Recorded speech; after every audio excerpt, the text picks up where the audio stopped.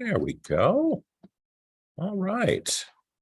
Well, good morning to everyone who is here in our conference room here at the Hope and Healing Center and Institute. Those of you who are watching online, and those of you who registered for the class and are watching this recording as you go ahead and continue to educate yourself about aging with grace. This is the third of our 4-week series. We offer it in the fall and in the spring, and we are working today on the focus of understanding living options. We have one more session to go, which will be next Monday at 9 a.m., which, again, like our previous sessions, is a hybrid experience. So we have some people here in our conference room today who I will beg for forgiveness for not necessarily looking at you all the time as I'm looking at the slides, which I'll put up on the screen in a moment. But that fourth session is going to be paying for aging. Our previous two sessions, by the way, were healthcare rights and responsibilities and understanding legal options. These are all going to be, whether you registered for the class and are attending right now, whether you registered for the class and are watching live or watching recording, you're going to receive all the recordings to the series. Bonus, we decided whether you registered for all four, you're getting all four anyway, and you're also going to get the slides, which I went ahead and made sure that our media specialist had just before the series began, which means I'm locked in as far as my materials. So although there is a bonus in riffing a little bit, I suppose. So let me reintroduce myself for those of you who I may have met already, but especially let me introduce myself for those for whom this is our first experience. My name is Seth Stander, and I'm the Community Aging Specialist for HHCI CARES, which is a part of the Hope and Healing Center and Institute. Now, CARES is an acronym that stands for Caregiving, Aging, Resilience, Ethics, and Spirituality. We were previously known as the Community Bioethics and Aging Center, which our director, Dr. Peggy Dedemeyer, had as, if I remember correctly, a working title for such a center if it were to ever be created while she was completing her dissertation. And that name stuck for several years here at HHCI. Last year, we decided we wanted to refresh the brand, and we ended up with the acronym CARES. I was overruled, by the way, and this is for Peggy's benefit, just in case she is listening to this recording at some point. I don't see her live on here this morning. I wanted all of the elements of caregiving, aging, resilience, ethics, and spirituality, but I wanted to put spirituality first. Of course, that would have left us with the acronym SCARE. And I don't think that in the end would have been the most appropriate way to go ahead and to put a kind face forward for those in need.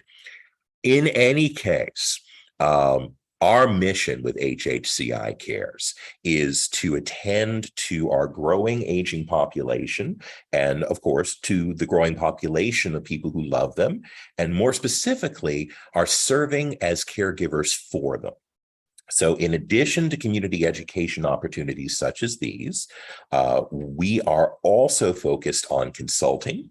We have special emphases on the hopes and the challenges of aging, on bioethics, the hopes and challenges of caregiving, and navigating the journey of grief. So for those of you who are here, you know, of course, that we are on the edge of this beautiful campus that St. Martin's Episcopal Church is located on. We are a separate 501c3, a separate nonprofit, although we were birthed from them. Our mission is to serve the entire community, regardless of faith affiliation, spiritual identity, or none of the above. And thankfully, we are able to meet the psychosocial and emotional needs of the entire community free of charge, thanks to some incredible donors and a very hardworking philanthropic department. So I'm going to go ahead and put my slides up on the screen. For those of you here in the room, you should be seeing it no problem because, well, HDMI cables do wonders to mirror your computer screen. And for everyone else, you should be able to see it on your screen as well. And let's get into it. So living options as we age can become much more complicated, as we're all well aware. And it gets even more complicated as physical and or mental challenges may rise. So, of course, the question is, what can we do to maximize quality of life? So, what this is going to be is an overview of some of the better known options that are available to us today. God willing, there will be more in the future for us to consider, but we work with what we have, even as we dream forward, the idea of how else we can, and not to put a pun on it, but to literally age with grace, age with dignity, age with a sense of autonomy being championed, and to make sure that our needs are met wherever we happen to choose to reside. Now, if you find yourself in a situation where you are doing anything other than those options that anchor you to the first bullet point on here, which is aging in place at home, and some of the other bullet points on here connect potentially to that or to the option of entering an independent living community. And we'll talk about some different types in just a few moments. Then we also encourage you to take a look at our archive, because we've had videos in the past of experts talking about best practices in relocating, in downsizing, which is a must if you're going to go ahead and relocate from home into an organized community, and more. But just to take a quick peek at the list, I know all of you have had a chance to see it. The tie-ins, as far as we view it, are the aging in place and independent living. Those can potentially tie into adult daycare experiences, bringing in either or both home care aid or home health care aid. And then the latter part of the list, when we talk about licensed assisted living facilities, licensed nursing facilities, licensed memory care units or standalone facilities, and personal care homes, which may or may not be licensed. We'll talk more about that as well.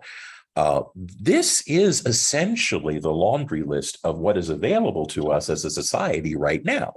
Again, there are models that are out there, especially in other states. Hopefully they'll make their way to Texas.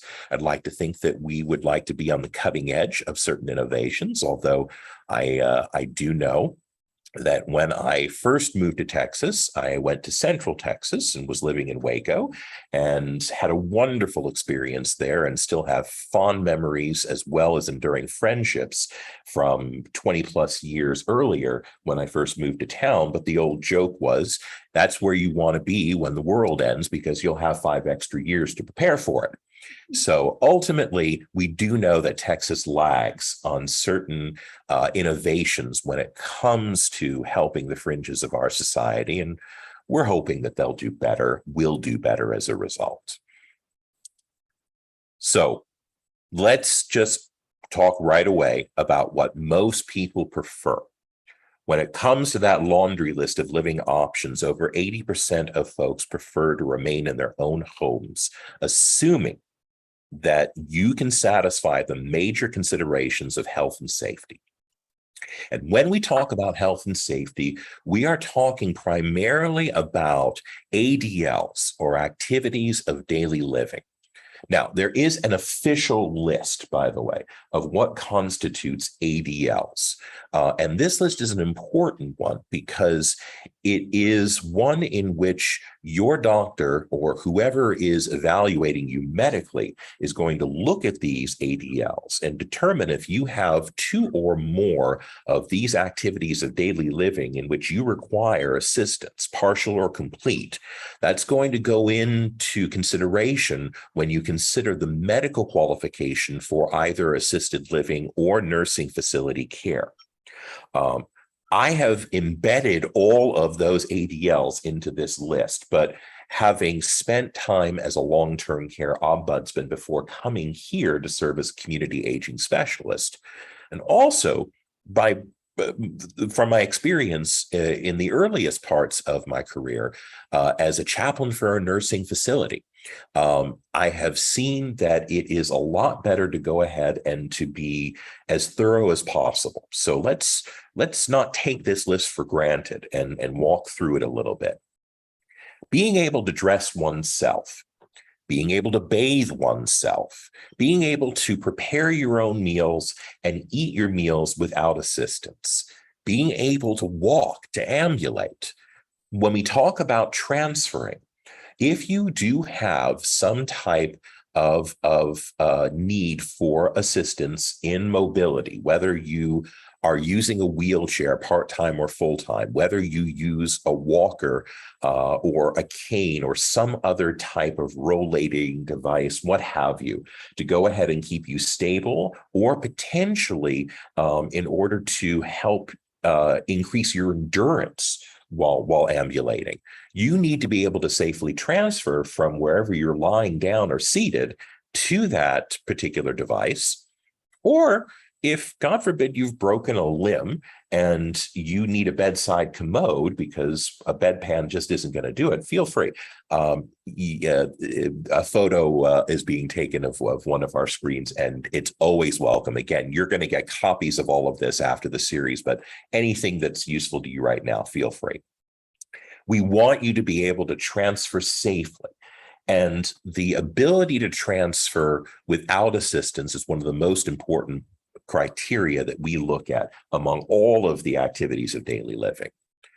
Toileting and hygiene. It's not just about using a commode, it's about making sure that you're clean and avoiding infection afterwards. If you are living somewhere that has stairs, being able to successfully navigate them, that part comes into play. And I don't want to take for granted, having visited many a home as a hospice chaplain. I've done a few different things in my career where a split level home is the setting. The master bedroom is upstairs. Hospice has set up in what used to be the dining room or the living room, because navigating back and forth is going to be impossible. So there are ways to compensate, but the question is, at what stage should it be that you compensate? As opposed to, let's assume you're not dealing with a terminal illness for which the prognosis is 6 months or less, which is the standard definition for being medically eligible for hospice care. And you really want to sleep in the bed you've slept in for the last few decades. What can be done to go ahead and to help you successfully navigate the stairs? Is it wide enough for an assistive device to take you up the stairs? If so, are you of a body type that is going to fit into that seat and be safely belted in and not lose your balance as the machine does its work? If you don't have the ability to use the machine, are you able to go ahead and to successfully navigate using rails and balancing yourself? Time is also the factor. How long does it take you to navigate those stairs, especially if you're feeling some distress in your bladder or your bowels, and avoiding an accident becomes an issue. The other issue that's here on our list is safety and emergency responses. God forbid your fire alarm, your carbon monoxide alarm goes off and you are sleeping upstairs in the middle of the night. Can you rouse yourself, successfully navigate the stairs, and exit your home without incident? All of these things, like I said, the official list of activities of daily living are embedded within, but these are, in my lived experience, the crucial parts to living truly independently, living with some assistance by choice, or having to live with assistance by necessity. So how do we address this problem of living? When Peggy, who I adore and am grateful for having hired me, first gave me her slides on this subject. As you may or may not recall, those of you who have worked with Peggy in the past, she was the instructor for all programs, including this series on Aging with Grace. When I remember seeing this first slide that said, how do we address the problem of living? I thought, what an existential question. The problem of living. That is amazing. And what she was really talking about was the problem of living options and didn't want to go to the next line. So I decided that I liked the provocative nature of the header and left it as is. But what we are really talking about is how do we address the problem of living options? Although I do think there's merit in leaving it just as it is, because it is an existential question, isn't it?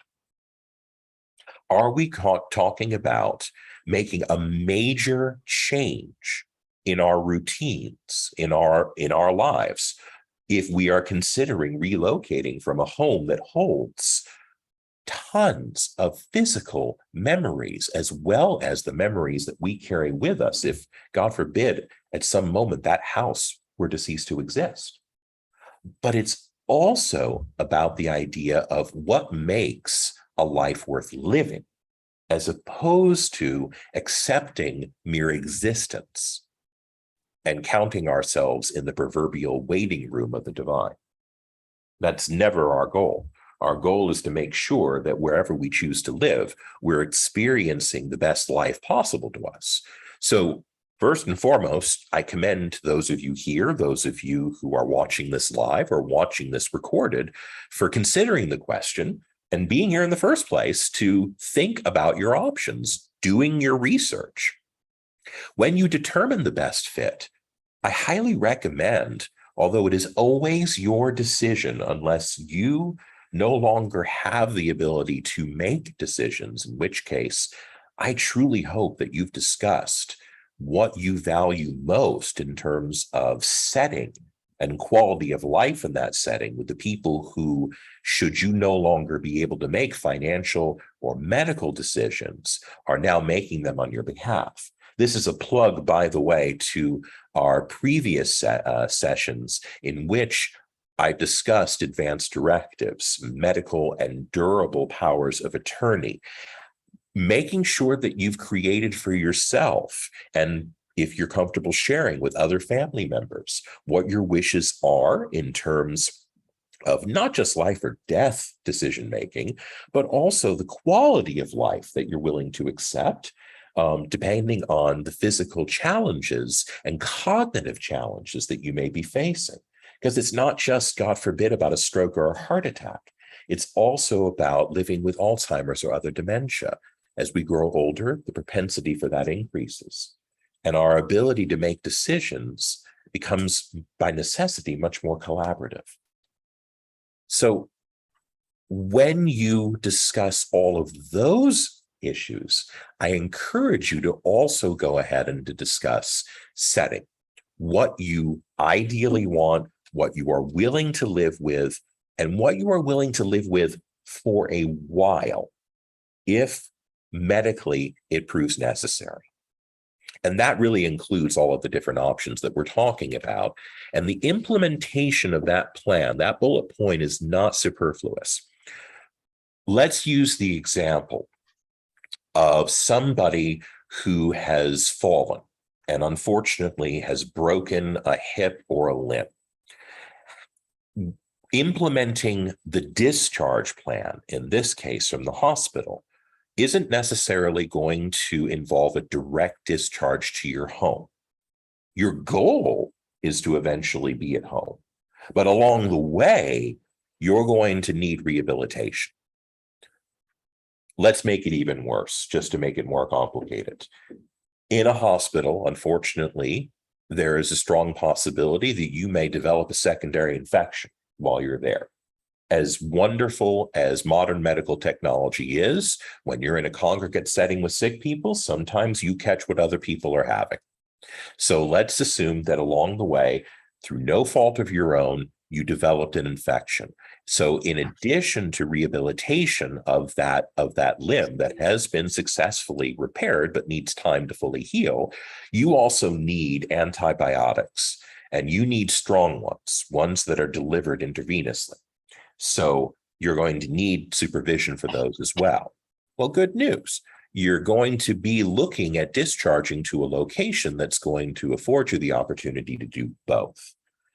Implementing that plan doesn't mean taking the first place that overworked social worker gives you in a discharge meeting. It means doing your research about what is going to be close to not necessarily your home, but what's going to be close to the home of the people who love you and are going to advocate for you because they're only just a few minutes away and can be there for care plan meetings to give a friendly nudge, if you will, to the care staff who are going to be overwhelmed because staff ratios are in a different place than they used to be several years ago. And make sure that you have things on the outside that are going to help you, maybe not just in terms of nutrition, but also in terms of morale. You got to want to heal in order to get home. So implementing everything that's being discussed can be a real world exercise. Now, let's go into a little bit more detail about some of the different options. Now, these are the non-emergency options that we're talking about here. These are the ones you can absolutely plan for and take your time in terms of figuring out what things you want to bring with you into a new community if you choose to leave your home and resettle in a congregate setting in which you have your own private apartment. And that represents the umbrella of independent living options. So I want you to remember that list of ADLs that I put up a little bit earlier. What all independent living options have in common is that they assume that you are able to complete those activities of daily living without difficulty. And ultimately, if you find yourself running into difficulty, I don't want you to walk away from here thinking, oh boy, that's it, I'm getting kicked out of my independent living setting. Not necessarily. Depending on your means, depending on the benefits that are available to you, and depending on what that community permits, you may be able to bring in additional help. Remember, we talked about home care and home health care as options. Usually home care is temporary to permanent. Home health care is usually temporary. We'll talk about those payer sources for those, but ultimately we want you to go ahead and to have a good sense as to what those options are. It's all about. For those of you who are not muted, we invite you to mute yourself, please, please, please. So they're going to send the slides afterwards. I'll forward it to you and Janelle. There we go. So for those of you who are already muted, thank you so much. For those of you who are coming in and not muted, I will eventually get you muted, but perhaps if you could do it beforehand, that would be awesome. Thank you so much. So getting back to what these are known as. They're known as senior apartments. They're known as senior/retirement communities, retirement homes, active senior communities. If you have the means, sometimes they're known as CCRCs, continuous care retirement communities. That's a campus in which you have an independent living part of the campus. And should you ever need it, you have a nursing facility for both skilled short-term care and for long-term care. And then you have an assisted living facility that likely has some type of provision being made for memory care if needed.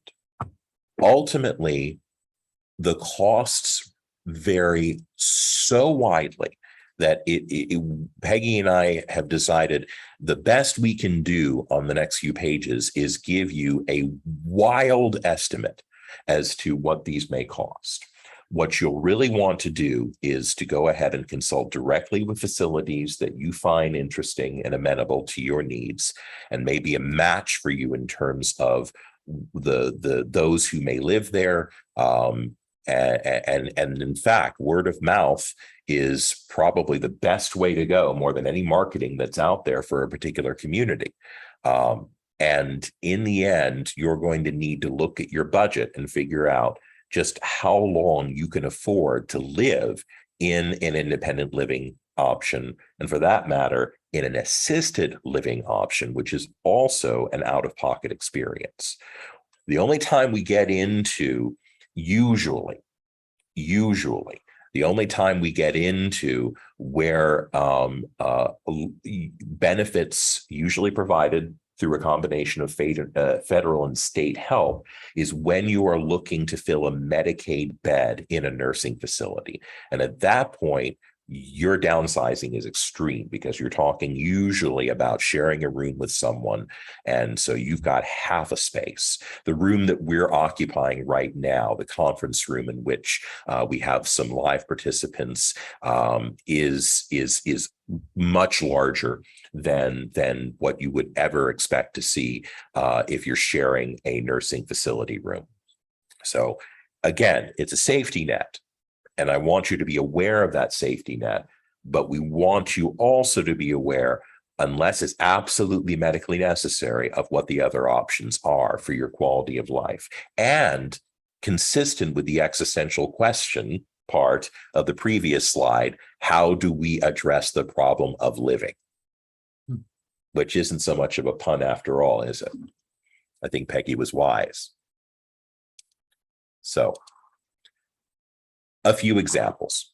There are some types of senior apartments that are specifically geared. I don't know how I feel about the fact that 55 and up is considered independent, self-reliant senior living. I just turned 53, and so I'm happy to be an AARP card holder, but again, I'm conflicted with this one. However, I'm grateful that the option exists for those 55 and up who do find themselves independent, self-reliant, but perhaps they're living alone. Perhaps they're estranged from family, or if they have loving relationships with family, family lives across the country. They may have a very different need than you or I may have, or you may be recognizing yourself or someone you love in that description I just gave. In which case, if you are independent, self-reliant, and would benefit from some basic services such as local transportation aid, some basic housekeeping, making sure your trash gets taken out, wonderful. Senior apartments vary wildly in price, depending on neighborhood, depending on ownership, and so forth. Sometimes they can be subsidized with a low or sliding scale rent, but the bare minimum we found in this community is $1,200 a month.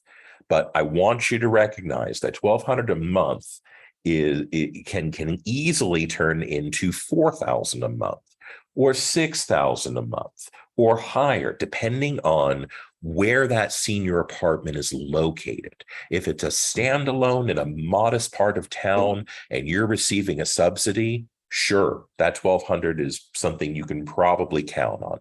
If we're talking about the independent living side of a CCRC, again, a continuous care retirement community, well, wow. You've already gone ahead and put in $100,000 minimum as your deposit just to live there. And you're going ahead and you're paying a monthly amount, probably about $5,000 or more a month. And that is if you stay forever, if you will, in that independent side of living. So keep in mind that, again, these will wildly range depending on where you're looking and what amenities are offered. What they all have in common is that ultimately it's a quiet living option for seniors who are independent, which means you get to see your grandchildren, but they don't get to live with you. That may be a good thing or a bad thing. So keep that in mind. And I mean that in all seriousness, although I know it's coming out a little tongue in cheek, because we don't want to discount the existential value of being, for example, in a multi-generational household in which you may be able to contribute to the quality of life of your grandchildren, let alone your adult children who have entered this sandwich part of their generational experience.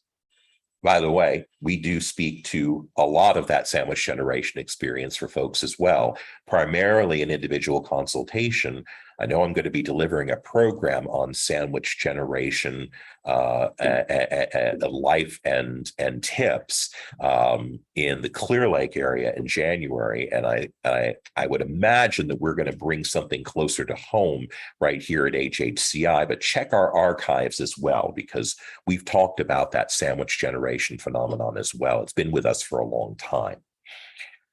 So if we move from there, another example, when we go ahead and we talk about senior living and retirement communities, the cost is going up a little because, again, when we talk about the range, we're beginning to talk about a change in amenities. Private apartments are still going to exist with some type of kitchen facilities, but now we have potentially in these retirement communities where senior living apartments are available, a broader range of intellectual and physical and social activities. Some people will get everything they need by moving into a subsidized apartment with no amenities other than the basics I mentioned, and go to their local county precinct senior center and get everything they could possibly want. And God bless them if that's what works for you. But others may go ahead and say, I'd rather have it closer to home. And in this case, home is on my campus. So depending on your preference, and this is a very real question to ask, because one of the key issues when we talk about autonomy is the issue of driving and transportation. If you are still safe on the road and you find an apartment that is a reasonable drive to a local precinct community center that offers wonderful range, thank goodness now, backed by primarily to in-person events, wonderful. Stay where you are. If you find that you are nervous on the road or you are making other people nervous on the road, and the question of whether you can drive is going to have to be dealt with at some point in the near future, it may make sense to look at a community that offers a wider range of social and physical and intellectual activities. They may have their own gym. They may have speakers that come in to see you, the community, rather than you go out to them. Or they will be willing to transport you on a more regular basis. Now, like I mentioned before, we certainly can see how with subsidies, federal programs such as housing and urban development, rental assistance programs may be available. Housing choice vouchers might be available. Government-owned public housing might be available in and of itself. But we're still talking about a higher note compared to just the bare minimum option, $27.50 a month and above. The other piece that's important to mention in this, because nutrition is such a critical component of not just quality of life, but the quantity of our days. Most, by the time you get into this level of senior living / retirement communities, will have meal options. So you absolutely are free to cook in your own apartment and never partake of those. But if you need them, they're there. And of course, with that comes a cost. Now, I mentioned home care and home health care as being, if you will, sometimes a luxury, but most of the time a necessary add-on as you go ahead and you enter and find yourself in greater need of some assistance in these independent living, senior living, retirement community types. You may not need it forever, but you may prefer to go ahead and to engage a home care agency. And I'll talk about that first because it is distinct from a home health care agency. Home care agencies typically will charge by the hour. You may not need the assistance, but you may find it easier to have someone assist you with some of your activities of daily living, with meal preparation, with housekeeping, with transportation. Good news. If you hire on your own, $15 plus an hour direct, pretty much still accurate here in Texas. Bad news. If you hire direct and that person flakes or is ill or is otherwise unavailable, finding a substitute on a timely basis can be really, really hard. So, good news, bad news of using an agency. Home aid agencies are out there. We see them advertised all the time. And while we will not necessarily make specific recommendations, we will encourage you to go ahead and to talk to the Better Business Bureau, again, word of mouth about franchise owners who have worked with friends or family members of yours with similar types of services to see how well they deliver. The advantage of an agency is that if your regular provider or your rotation, someone within that rotation is not available, they will go ahead and provide a timely substitute of someone they vetted who is qualified. Bad news, it's going to cost you more out of pocket. Average $23 an hour. So one of the discussions that you'll want to have is about your budget and whether your budget can be supplemented by family. And if it can, wonderful. And if it can't, what can I afford? And budgeting how many hours per day, how many hours per week, per month, whatever the frequency is, that's going to work best for you. This is absolutely different than home health care. Let's go back to the scenario where you have successfully completed your IV antibiotic therapy because you caught a staph infection while you were having your hip or your leg properly set, and you departed the hospital. You were able to also successfully rehabilitate in whatever the appropriate facility is, and we'll talk about that in a moment. And now, whether it's your primary care physician or whether it's your specialist, they have prescribed for you home health care for a fixed period of time. Home health care, good news, prescribed by a physician, Medicare, or whatever your insurance policy is going to cover that cost. And that's why, as you find yourself in that stage of leaving whatever the step down facility is from the hospital, that you have a discharge plan that includes a prescription from whatever physician is going to sign off on it for home health care. Home health care is going to involve a team of nurses, of physical, occupational, speech therapists, depending on what your needs are. They're going to provide you with a schedule of home health care aides coming in to assist you. It's not just wound care, rehabilitation, medication. It's also the type of personal care that in some ways a home care aide is going to provide as well. Primarily assistance with those activities of daily living as you continue to regain mobility, shall we say, in that hip or that leg that was fractured that brought you to the hospital in the first place. It's so crucial that this is covered by Medicare because you don't want the out-of-pocket cost. We've estimated a home health care aide, forget the rest of the disciplines, a home health care aide may cost you upwards of $3,500 a month based on a 40-hour week. Now, if you find yourself after you are no longer considered medically eligible for that home health care service and the interdisciplinary team that's servicing you, then by all means, negotiate.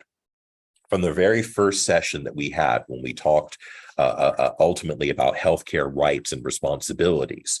We talked about a right for you to see an itemized bill from, say, a hospital or other acute care setting, and your responsibility is to go ahead and to work with them on properly paying that bill.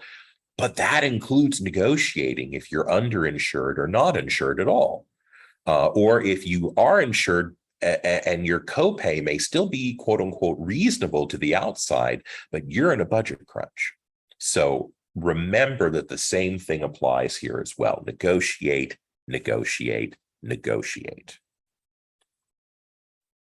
Another piece, as soon as I find there we go, our ahead button, I mentioned earlier, as an add-on to aging in place or being in some type of primarily independent living setting, is adult daycare.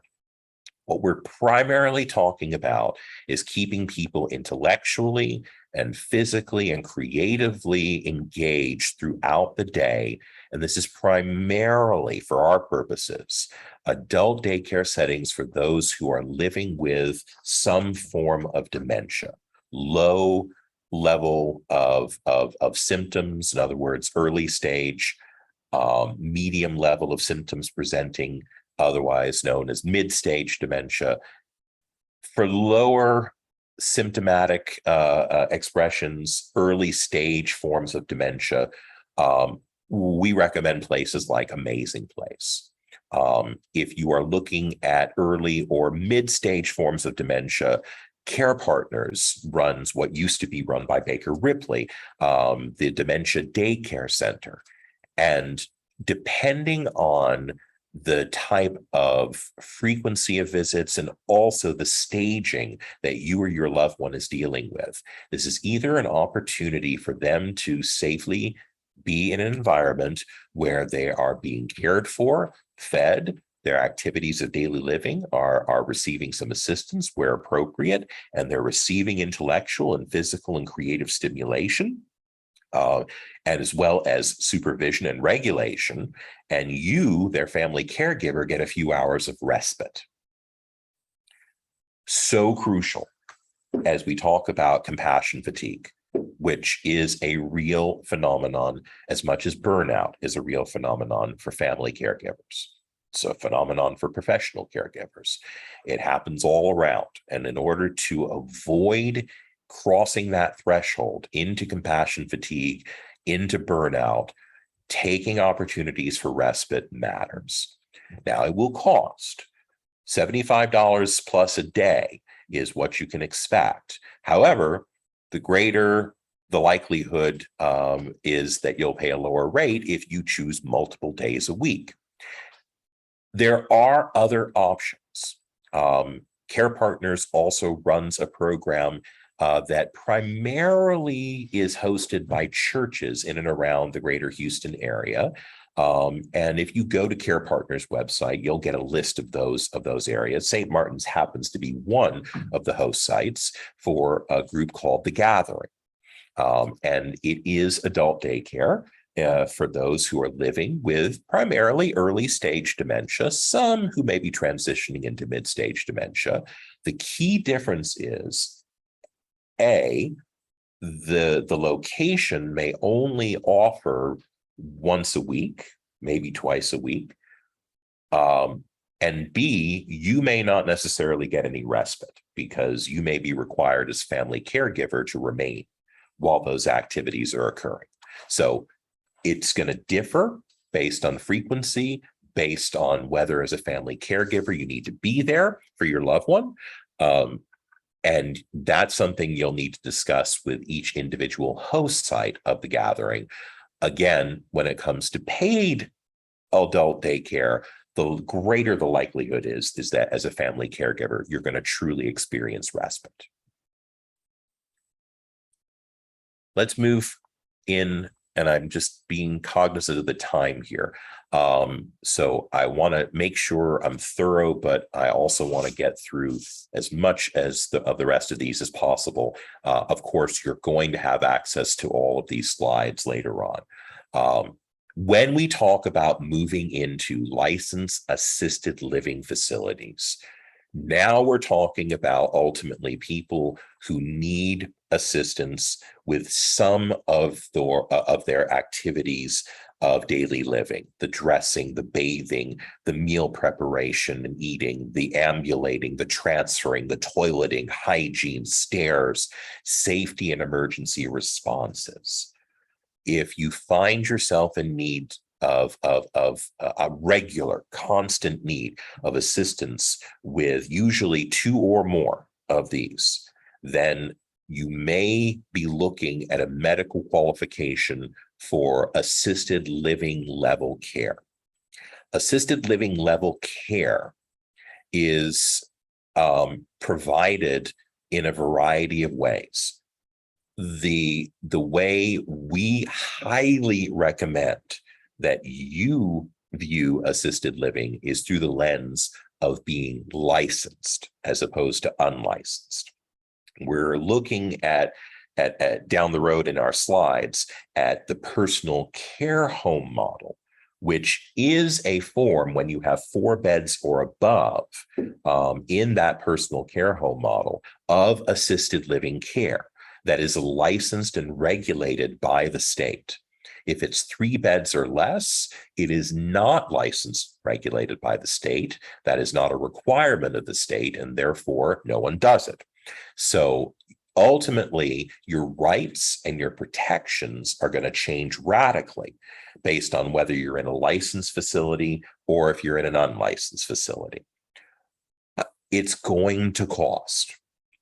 Usually we're talking for assisted living facilities, rent and your meals, along with your basic services, which will include assistance with your activities of daily living, starting at $4,000 a month and potentially curving radically upward depending on location, amenities, whether you again are looking at a high-end continuous care retirement community and their assisted living facility. Now, if you're just entering their assisted living facility, in other words, if you didn't buy in to their independent living side, a deposit is usually not required, but they are going to charge you a pretty hefty monthly fee because they are a higher end facility with the type of amenities that you'll have access to on their campus.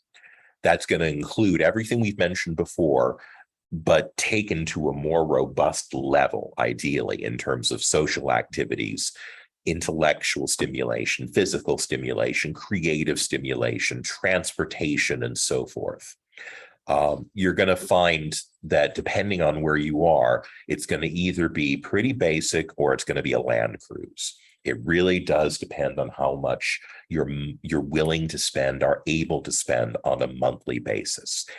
And I will tell you right here and right now that no matter how pretty that facade or that campus looks, no matter how well the landscaping is maintained on the outside, what matters the most is staffing, staffing, staffing. From administrator to whoever is making your meals, changing your sheets, and wiping your tush. The staffing ratios in licensed facilities, there is no fixed minimum for these in the state of Texas. So how do you determine the best place, not just in terms of access to your loved ones' homes, so they can come there as frequently as possible for visitation and advocacy? That's where you turn to, and I'll have the contact information for them at the end of these slides. The long-term care ombudsman program, if you live here in Harris County, you're going to talk specifically with them. Every county in the country, every territory the United States maintains has a long-term care ombudsman program. For that matter, they also have what is known as an area agency on aging. And they also have what is called an Aging and Disability Resource Center. All 3 exist in every county and territory in the United States. Some of the best kept secrets because you see wonderful advertisements that are out there, and appropriately so by, say, the CDC, to go ahead and to make sure you're getting your regular COVID-19 boosters and so forth. These folks don't have budget to advertise their services all the time, but they are among some of the best friends you will have when it comes to maximizing your benefits, and when it comes to long-term care ombudsmen who are visiting all licensed facilities, assisted living, nursing, on at least a quarterly basis. And depending on size, it could be much more frequently than that.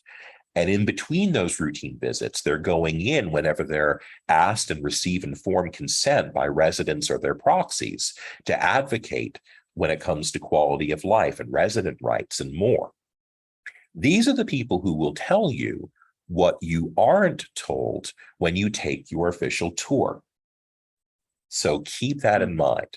And again, we'll have the contact information for you at the end, and it'll be in the slide deck for everyone to look at your leisure. It'll be sent out your way as well. In the end here, it says can be combined with memory care. That's true. In fact, and there'll be a slide ahead of this that talks specifically about memory care, but let's approach it now. Memory care is essentially either an assisted living facility that is its own standalone secure location, or it is the wing of an assisted living facility or a nursing facility that is secure. So when you hear about memory care units, you are talking about secure memory care units. The code is usually pretty simple.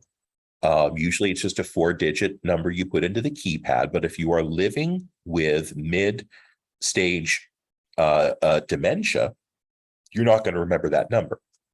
So ultimately, being in that secure unit or in that secure location, if it's a standalone facility, remembering codes is a function of short-term memory.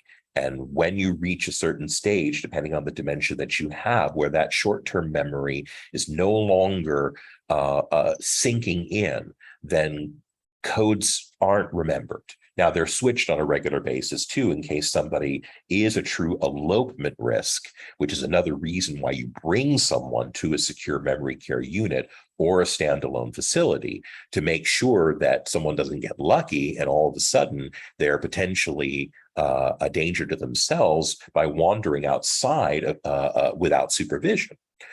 All licensed memory care units or standalone licensed memory care facilities should be asked the question. You should ask it, and the ombudsman should be able to provide you with an answer as well. They all have basic licensing requirements as assisted living facilities or as components of assisted living facilities or nursing facilities. The question I'd want to ask is, because there is also licensure for Alzheimer's and dementia care, has that facility gone ahead and earned it from the state? And if so, how are they maintaining it? Because it involves a higher level of training, continuing education, and of course, you're going to need staff ratios that properly help those individuals who are living with Alzheimer's or other forms of dementia. Is there a bare minimum? Again, we're still in Wild West territory here. Having said that, you should expect a much higher ratio in a memory care standalone facility, in a memory care unit in an assisted living or nursing facility. And if you're not seeing it, that's where you talk to your long-term care ombudsman or consider a different facility. Remember that the turnover rate in healthcare is high. The highest area of turnover is in long-term care facilities. Saw a recent statistic that said 70% turnover annually is pretty much the average. That's actually better than it was, I hate to say, around the time the pandemic was in full swing, where that rate could be potentially 100%. In other words, we're seeing an entirely new top to bottom hierarchy on average in that facility. So the people who brought you in there, who reassured you that they're going to take very good care of you or your loved one, may be gone within a matter of months. That's why the vigilance part matters so much, and why you have a family discussion over where that facility that you're thinking about is located, so that if you've got feet on the ground locally, you make it as easy as possible to get in there on a regular basis. Post-pandemic, after the isolation of people in long-term care facilities, the state did go ahead and put into law that ultimately every resident of a licensed long-term care facility is permitted what is termed an essential caregiver. Now, that doesn't mean you're going in there to provide direct care. What it means is that a direct companion / advocate and / potential caregiver supplement to the staff is now protected by Texas law. There was a time during the pandemic where people were left out and had to talk to people through windows on screens. That will no longer be the case moving forward. We did learn from that. So keep that part in mind. And if you ever are in a situation where a facility isn't upholding that rule, you don't just talk to the long-term care ombudsman. The Texas Health and Human Services Commission has a division called long-term care regulation, and you talk to them as well by filing a complaint. That's going to be in the end as well.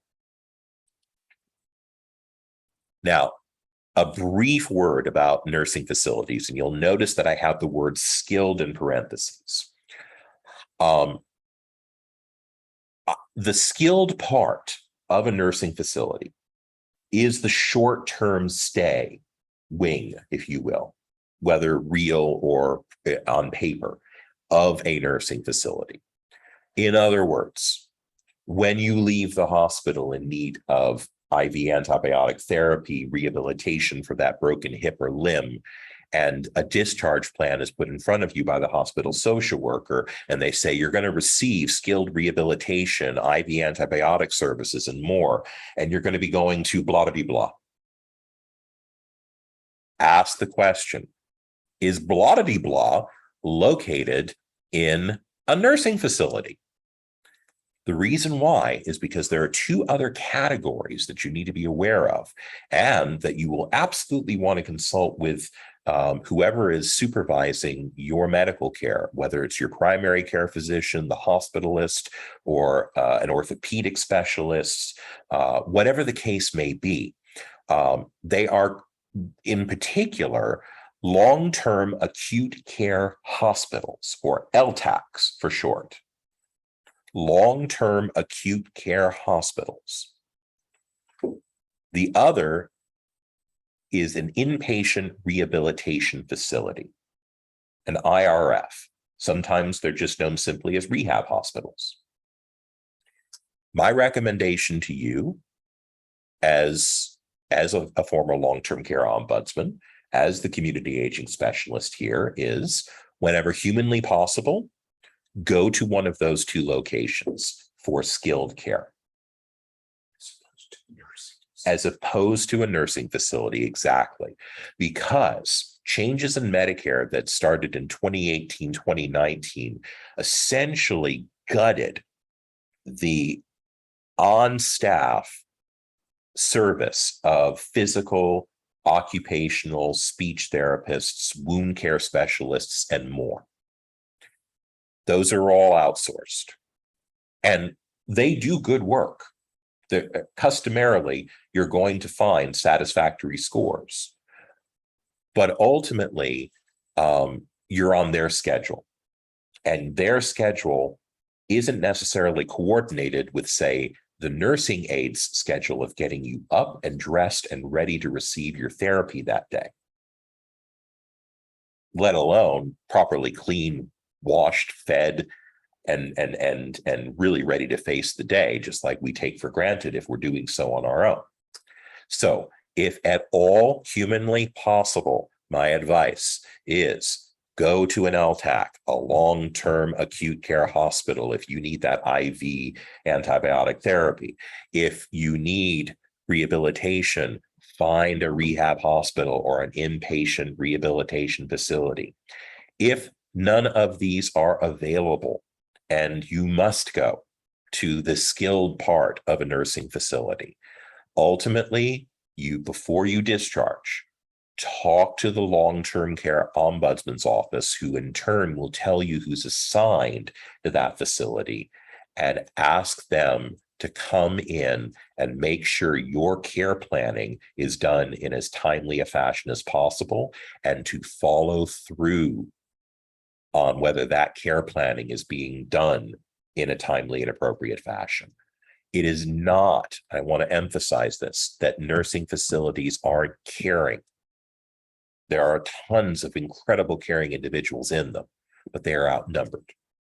The staff ratios are simply not the same as what you would find in an LTAC or an IRF. I'm assuming better coordination. Yes, the question was better coordination of care. And in my opinion, the answer is the potential for better coordinated care is higher in an LTAC or an inpatient rehab facility. That is not to say that you can't get good coordinated care through a nursing facility and their contracted therapy / wound care, et cetera, type of staff that's coming in. The issue is one of having enough staff on hand to implement it in a timely and appropriate fashion. And that's where you want to check in with your long-term care ombudsman to make sure that what they say they can deliver is in fact deliverable. You'll note that I did put in here that it can be combined with memory care, the long-term care side of the nursing facility. Take the skilled part out of it now. And whatever the reason is that you are in a nursing facility long-term, you've made it your permanent residence, just remember, whether it's private or semi-private, we're still talking about a hefty cost, $7,500 and above to begin. Now, paying for aging is the last of the four subjects. So I'm going to hold off on the subject of how do I afford that until next week. Also, because I want to make sure to get through a couple of more of essential slides today on the actual living options. But rest assured, we're going to talk about that. I will say one thing as we move to the next slide. We've already discussed the memory care units at this stage, so I'm going to skip ahead to the personal care home model. And for those who went, I didn't get that slide, I didn't take a screenshot, don't worry, you're going to get the recording, you're going to get the full slide deck, I promise you. The one thing I'm going to go ahead and emphasize here again is what I shared earlier. Besides the fact that I shared earlier that prices range wildly, here's an example. $1,500 to $10,000 a month, because again, it's strictly pay as you go kind of system in a personal care home. So ultimately, you get what you pay for. But buyer beware. If you choose because somebody you love and adore has opened a personal care home and has 2 beds, and wow, a 1-to-2 ratio. That's fantastic. If that works for you, God bless. Have a wonderful experience. You know that person, you've already vetted them, you're ready to run with them. Terrific. If you don't know them or you only know them by reputation, you're gonna want to go ahead and do a little more due diligence, because your protections, and there's a whole section in a wonderful site called the Consumer Voice. We've discussed this in previous sessions, so it'll be in your slide decks for those. And remember, if you signed up for one of these, you're going to get all the slide decks and recordings for all 4 of the sessions, where you're going to see a list of resident rights in licensed long-term care facilities. It's a wonderful list. And ombudsmen are there, among others, to make sure that it is upheld. If you choose a personal care home model, for whatever the reason, where you are looking at an unlicensed facility because it's 3 beds or less, remember that your rights are primarily that of a tenant in a landlord-tenant arrangement, which isn't to say that you don't have them, but you're going to want to talk to your lawyer or to a group like Lone Star Legal Aid if there's ever an issue that leads to eviction. And if, God forbid, you're dealing with issues of potential abuse, neglect, exploitation, primarily financial exploitation, rather than talk with Texas Health and Human Services and their long-term care regulatory arm, which is responsible for investigating and remediating where instances of abuse, neglect, financial exploitation occur in licensed facilities, you'll be dealing with Adult Protective Services. And what was the first name? Lone Star. Lone Star Legal Aid. And ultimately, this is a mixed bag. Like every agency out there, Adult Protective Services has incredibly caring people, and they are incredibly outnumbered. So just like I said, I'll use my rusty Latin caveat emptor, buyer beware. And unless you are absolutely certain that you are in a facility that ultimately is going to meet your needs and it happens to be unlicensed, I strongly recommend that you consider your licensed options over the unlicensed, even if you have a loving relationship with the person operating the unlicensed facility. Because remember, life can change for them too. And it goes back to the whole issue of, say, getting someone directly and paying $15 an hour versus $23 an hour on average for getting an agency home care rotation into your house. That person, you may adore them, but if they get sick, what do you do? So what you're paying the additional money for is for contingency, for rotation of coverage. Keep that in mind. Now, if you have that covered on your own, wonderful. But I just want you to be aware. Now, I've talked about a couple of things in terms of considering facilities, like evaluating your needs, talking to friends. Of course, I expect in this day and age that you're going to look at websites, check online reviews. We encourage you to take a look at Medicare's Nursing Home Compare site. It's again, by its very definition, not going to give you information on every facility out there, but depending on the level of care you're looking for, it may be very useful. And while you're there, the federal government has done a wonderful service for us by going ahead and providing us with opportunities right from the beginning to go ahead and to determine whether or not that facility has recently dealt with a case of abuse, neglect, or exploitation. If you go to that site, you look at a particular location and it's got a hand in a red background. That's a giant, oh, hold on, stop sign.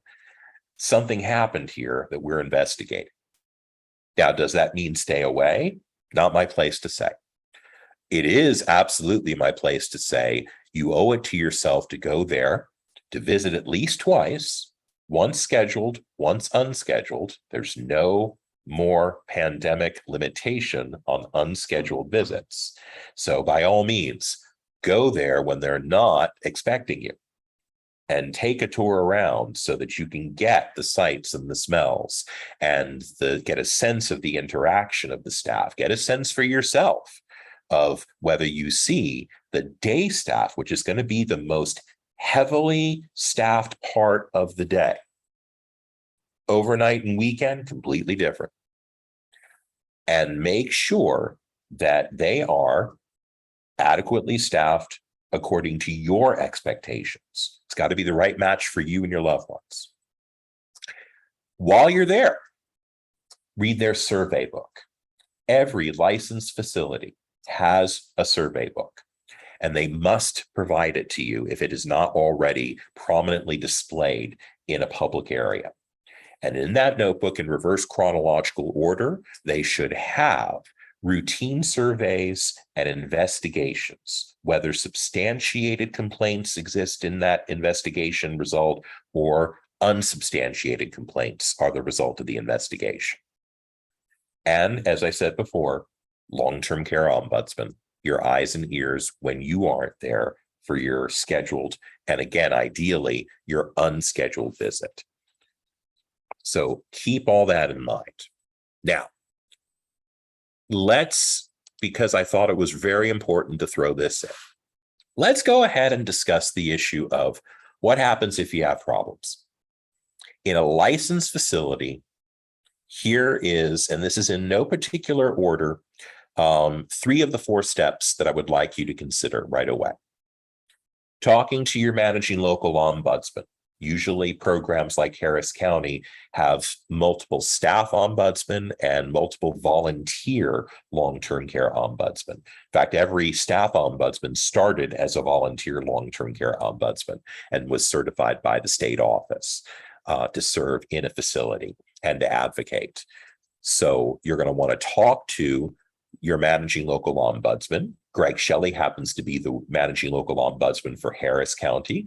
If you go to the consumervoice.org, you can find there towards the bottom of the page, long-term care ombudsman finder, if you live in a different county or territory, and you'll get the contact information for them, or simply contact your county's office. If you're in Harris County, that's Greg, and he'll provide you with that information for his counterparts.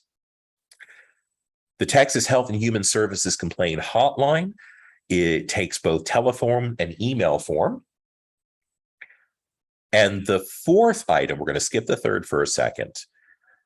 Never underestimate the power of contacting staff of your local, state elected officials, your local, federal elected officials. When I say local, I'm talking about the local staff for those state and federal elected officials.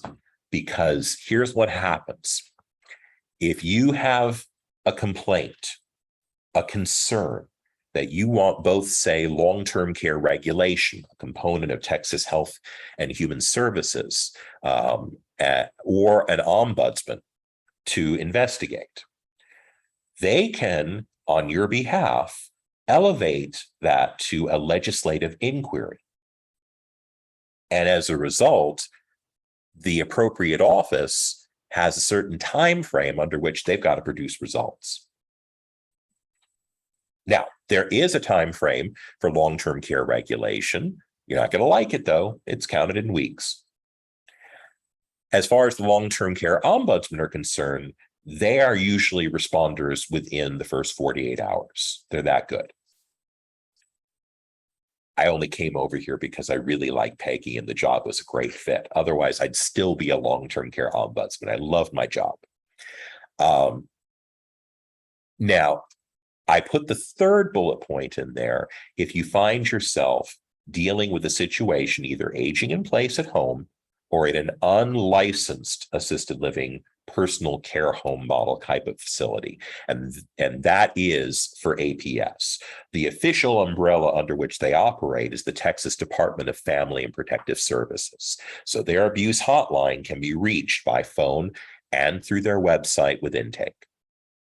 And like Texas Health and Human Services Commission, like the long-term care ombudsman programs throughout this state, if you go ahead and you make a legislative inquiry to your elected state or federal officials, or again, more likely their staff, it will accelerate the time frame. So I've been asked the question, do I dip into that well often? And my answer is as often as they'll let you. As far as I'm concerned, you should also go ahead and put in private surveillance into your loved one's room and make sure that you've got the media on speed dial. If you've got any questions or concerns about quality of care, let alone potential abuse, neglect, or financial exploitation. And it's been my experience that those have done wonders for vulnerable residents. But that's a war story for a different day. I can say that to you now that I'm out of the long-term care ombudsman office. They would love to be able to say it to you, but putting in your own private surveillance as opposed to just the authorized electronic monitoring, which is usually a mounted camera in your room or directed to your side of the room if it's shared. And I want you to think about that for a second. First of all, do it. Absolutely do it. And fill out whatever paperwork you need to make it happen. But I also want you to remember that that camera is going to pick up sight and sound, but you're not going to have clarity of what's going on behind a privacy curtain that's drawn. So have that private surveillance inside the privacy curtain. What's the worst thing that can happen? They'll tell you to take it out. Kicking you out or attempting to kick you out as a form of retribution, that is not allowed. And that can absolutely be a complaint that you send along to long-term care regulation. You can't be evicted for having your own private surveillance. So keep that in mind. This is a slide for you a little bit later to look at in terms of the type of information that you're going to want to provide, regardless of what agency you're contacting for assistance or investigation. And the other piece, the only thing I'll mention here at the end is whether or not audio or video records are available. This is where anything that's captured for posterity in the mounted camera, the authorized electronic monitoring, or AEM is the acronym that's used, or in your own private surveillance. All too often it's the private surveillance that manages to catch the material. And when it's proven most effective in getting investigating agencies to get there and to substantiate a complaint, and if necessary, file criminal charges against the abuser, is having those private surveillance pieces inside the curtain so that the abuse can be captured. I so wish it didn't happen. But remember, these are human beings whose frustrations manifest sometimes in powerful ways. Caregivers burn out, and sometimes it's ugly. Keep that in mind. I don't want to scare you, but I just want you to be vigilant. So I mentioned the consumer voice. I mentioned the Harris County Area Agency on Aging, the Aging and Disability Resource Center. Earlier, we had the contact information for the long-term care ombudsman program. Remember, anything I talk about in here, I'm not going to leave you without. So in the resource section, you've got websites for these, and you've got some cost of care survey information, along with some stories in the past that I find that have been helpful about having the kind of conversations that you really should have with your loved ones when it comes to the notion of accepting the idea that you either need help coming into your home if aging in place is what you choose, or how to effectively relocate if in fact that is the safest option for you or your loved one. As I said, next week, we're going to talk about different ways to pay for all of this. And as we've already discussed in terms of the previous sessions on legal concerns, on healthcare rights and responsibilities, you'll see how all of this ties together by the time the series is complete. So if you have any questions, concerns, a need for further information above and beyond, remember, both Peggy and I are here for individual consultation. We are happy to schedule appointments with you. Just email is usually the easiest for scheduling appointments. You're certainly welcome to leave voicemail if that's your preference, and we'll respond to that as well. And we encourage you to ask more questions as you go along. What we know, we'll share. What we don't know, we'll refer you out to what we believe to be the best source. We also have a CARES resources guide that has most of this information and more. If you email us, we'll go ahead and we'll get a copy of that out to you. Our goal before the end of the year is to have the most up-to-date version of that on the CARES part of our website, which is hhci.org. Or if you go to our more our older domain, hopeandhealingcenter.org, you can also get to CARES through there as well. We are so massively over time. So this is an in-depth topic. I wanted to make sure that everybody got as much meat and potatoes out of this as you possibly could. But again, we're here for follow-up. We're here for any further questions or concerns that you'd like to discuss. And keep in mind, we're also here for emotional support and spiritual support. Ultimately, this is tough stuff to navigate existentially as well as logistically. So I want to thank everybody who has been listening for so long. Wow, this has been a much longer than expected session, but I am so glad for the people here and for you online, live or by recording, that we've had an opportunity to share all this information with you this morning. I'm going to go ahead and stop sharing my screen, and I'm going to thank everybody for being here today. Any questions that you may have, please direct them to us by email. And again, we're going to go ahead and we're going to get those slides out to you with our contact information. And please make use of us. Have a wonderful week, everybody. You all take care.